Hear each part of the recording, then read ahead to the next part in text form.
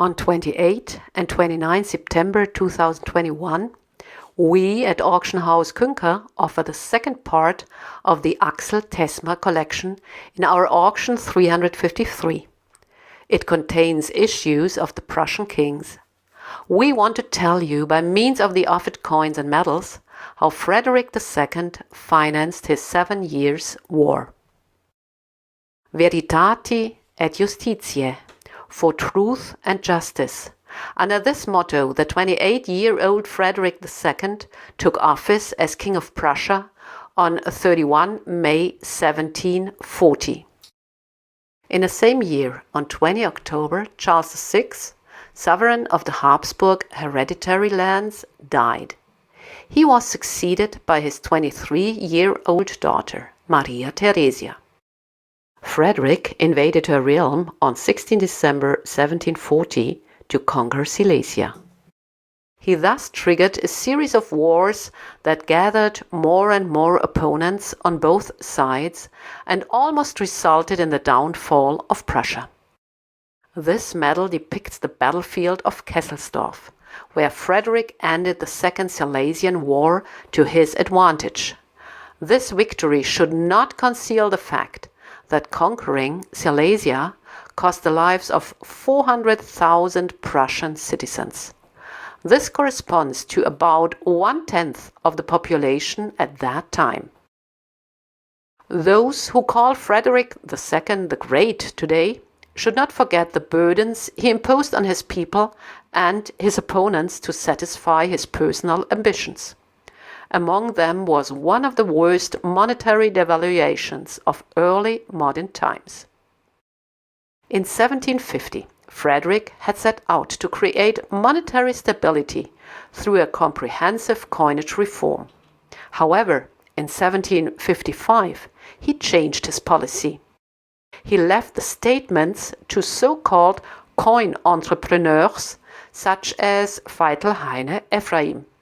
These entrepreneurs promised to deliver a fixed seigniorage, enabling the king to plan with his money for state expenditure. In return, they unscrupulously exploited their minting monopoly and became rich. The Ephraim Palace in Berlin, on the edge of the Nikolaiviertel, still testifies to just how rich they were. It is considered one of the most beautiful bourgeois houses in Berlin. Only minimal profits could be made with thalers and Friedrichdors. Fractional coins were more profitable, and Prussian mints mainly produced such coins. They were used for the payment of wages. Every common soldier in Frederick's army received 6 groschens every 5 days, that is 3 1/12 thalers of 2 groschens. 1/12 thalers were minted in all Prussian mints. They can be distinguished by the mint mark: A for Berlin, B for Breslau, C for Kleve, D for Aurich, I for Königsberg, F for Magdeburg, G for Stettin. Frederick and his coin entrepreneurs did not do big business until Prussia gained control of Saxony and its mints at the Battle of Lobositz. The King of Saxony, Frederick Augustus II, was also the King of Poland. His mints produced low-denomination coins, and the Polish economy depended on these issues.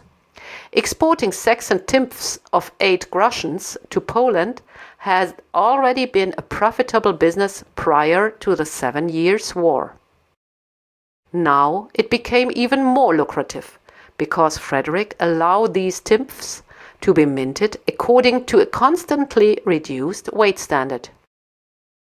To make people believe they held an old Saxon silver coin in their hands, Vital Ephraim ordered these coins to feature the portrait of the Saxon king Frederick Augustus and an earlier year.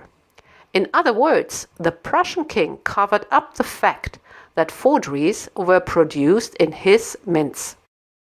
Although these coins claim to have been struck in 1753 by the Leipzig mint master Ernst Dietrich Kroll, they were minted between 1757 and 1762 in many Prussian mints and continued to be produced until nobody could be fooled anymore.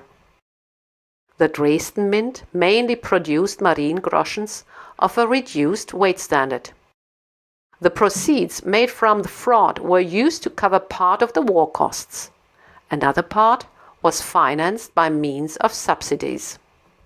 The British government, led by William Pitt and allied to Prussia, contributed gold worth 4 million Reichsthalers every year between 1758 and 1761.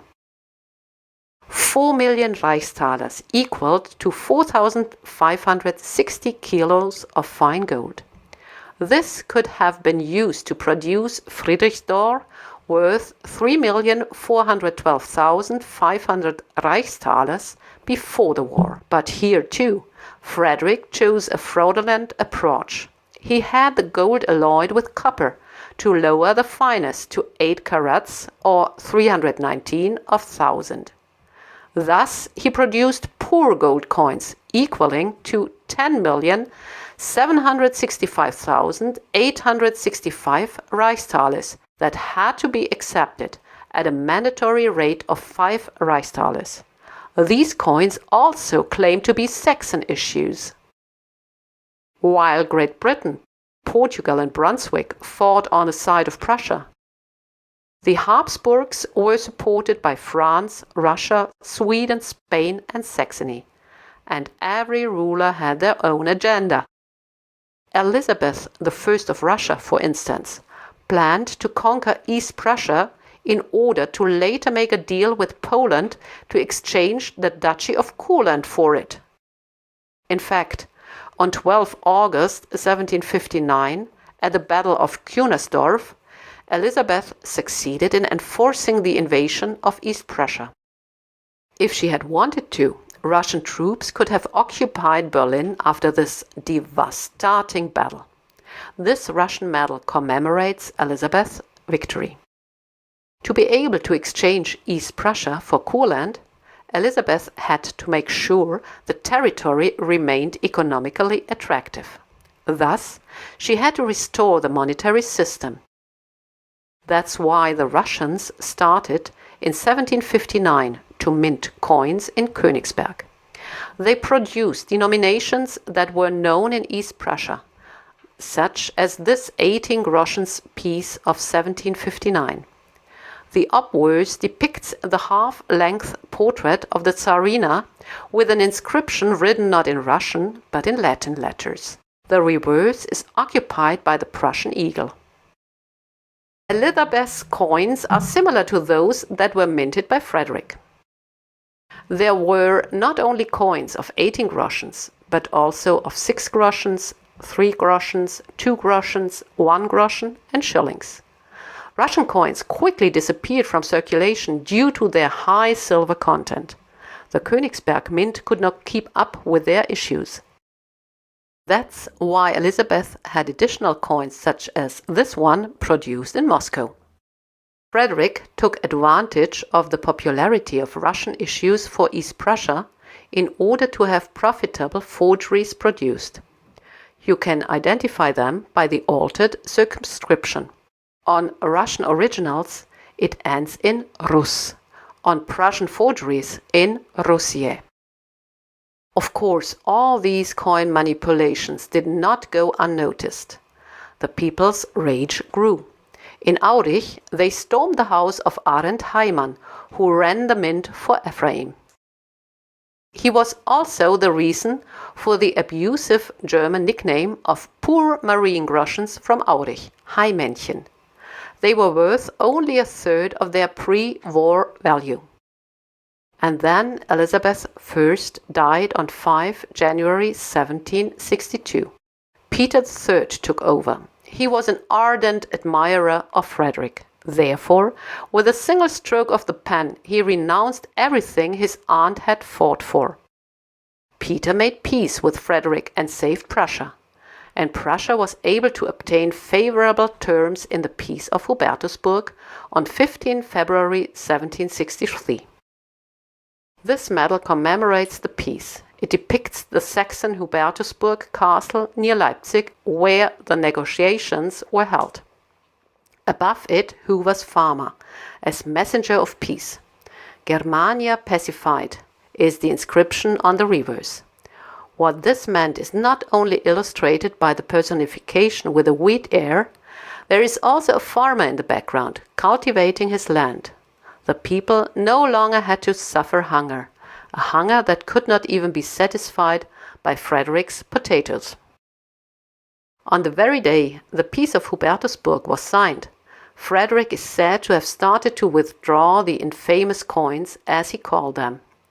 As a first step, the coin entrepreneurs were ordered to mint coins according to the weight standard that had been set in 1759. On 1st June 1764, Frederick returned to the pre-war order. All coins were again minted according to the Graumann weight standard, which determined that 14 thalers were produced from 1 Cologne mark of silver. Moreover, the state again assumed the responsibility for coin production. Frederick II had won the 7 Years' War, rather economically than militarily. At the end of the war, coins worth almost 23 million Reichsthalers were kept in Prussia's treasury. Austria and France, on the other hand, had accumulated such high debts that national bankruptcy could no longer be avoided. We at Auction House Künker would be glad if we made you a little bit curious about the Tesmer collection with this episode from Prussian history. We would be delighted if you participated in our fall auction sales from 25 September to 1st October 2021. If you have any questions, please do not hesitate to contact us.